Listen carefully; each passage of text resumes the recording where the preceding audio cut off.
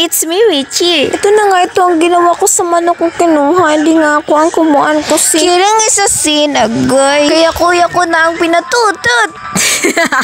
At bayo ko naman ang pinabunot.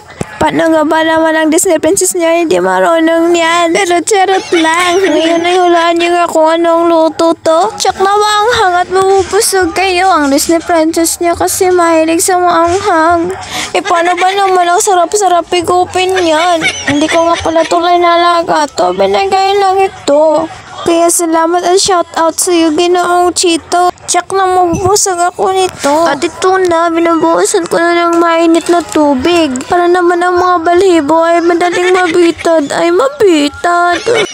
Tingnan niyo naman ang kamay ko ay nangingking. Paano ba naman hindi talaga ako sagnay sa ganito? Naglilinis lang ako nito dahil sa vlog na to, agoy ha. Paano ba naman ay naawa talaga ako sa manok na ito? Kinukutsara pa nga, parang gutom na talaga. Paano ba ito? Parang abutin tayo ng isang linggo at ako ay mapapas mo. At ito nga ang init-init pa, paano ba naman ito?